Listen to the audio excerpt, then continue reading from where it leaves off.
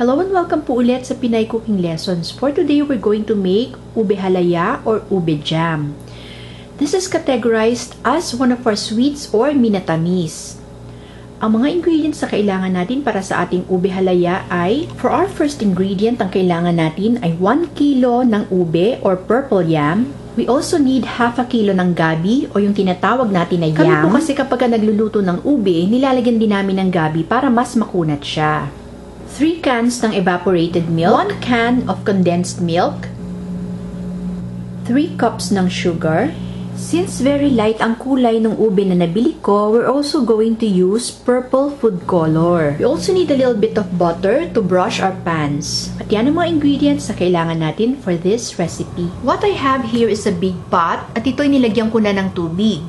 And then binalatan natin yung ating ube and gabi. Pagkatapos isinama natin dito sa ating pot na may lamang tubig.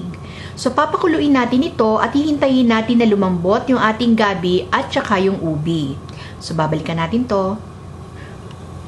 Once malambot na itong ating ube at gabi, aalisin na natin ito dun sa ating pot and then palalamigin natin ito. Once cool enough to handle na itong ating ube at gabi, gagadgarin natin ito ng pino. O pwede rin naman na kung ayaw nyo magadgad, sa food processor or sa blender nyo para anin. Ito na ngayon yung nag-grate natin na gabi at ube. So ready na tayo ngayon na lutuin ito. What I have here is a big pan at dito natin lulutuin itong ating halayang ube. So ito transfer lang natin dito yung ating ginadgad na ube at gabi.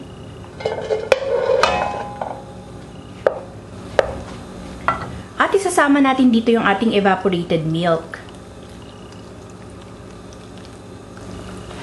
Isasama rin natin yung ating condensed milk.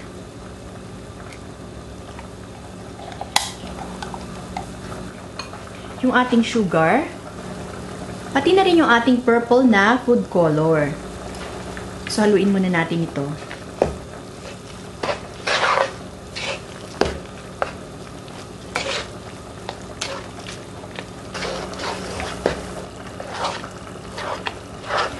So, kayo na yung bahalang mag-adjust ng food color na gagamitin ninyo para sa inyong ube halaya.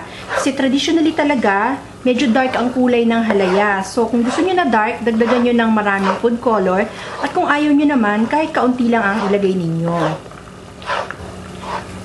Once na-achieve nyo na yung kulay na gusto ninyo para sa inyong ube halaya at na-mix nyo na ito ng mabuti, pwede na natin ito ngayon na lutuin. So, bubuksan na natin yung kalan.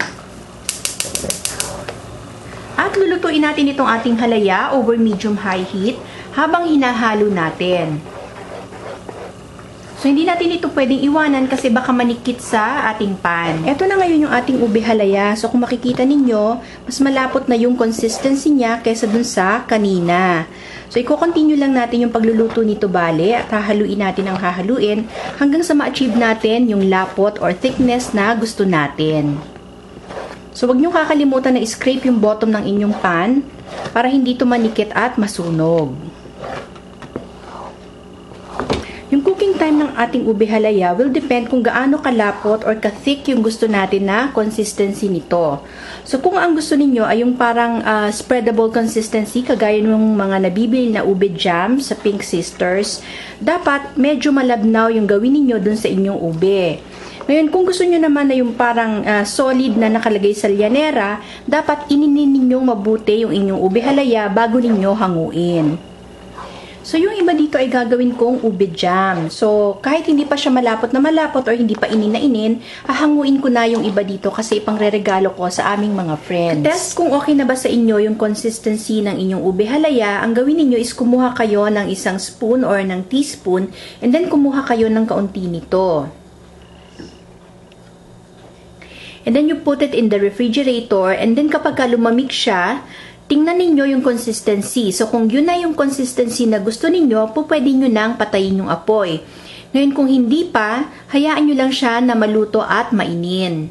So, itatest muna natin ito kasi ang gusto ko para dito ay ube jam consistency. Na-test ko na ang consistency nitong ating ube. So, para sa akin, okay na yung lapot niya dahil ang gusto ko dito ay off-spreadable consistency dahil gusto ko ito na pinapalaman sa tinapay. So, ito medyo papalamigin lang natin ng konti and then po pwede na natin itong ilagay sa mga jars o kung saan man natin ito gusto ilagay. Bumili kami ng mga reusable na plastic containers with lids na merong Christmas motif. So dito ko ilalagay bali yung ating ube jam.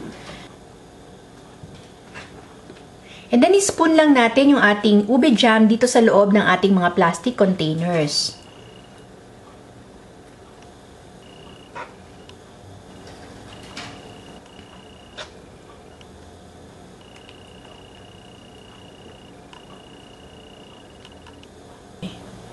Ito na ngayon yung ating mga ube halaya na na-transfer na natin ng lalagyan. So, if you want to make the top shiny, i-brush nyo lang ito with a little bit of cooking oil o kaya naman ay butter.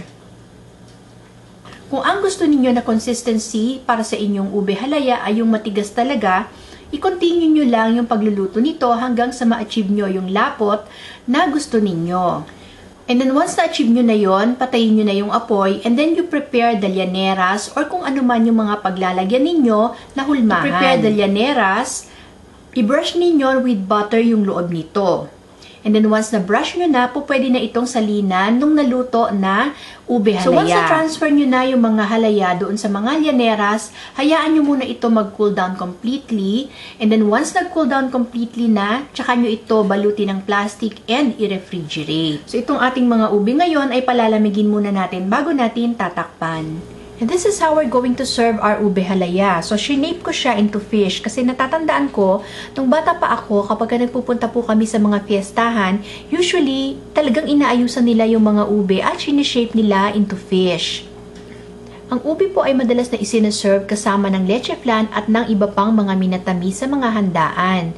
So kung nakita ninyo, kukunti lang naman actually yung mga ingredients na ginamit natin. Ang pinakamahirap na part lang po siguro dito ay yung paghahalo kasi talagang matagal ito. So sana po ay itry nyo tong ating recipe at sana po ay nagustuhan nyo tong ating video for today.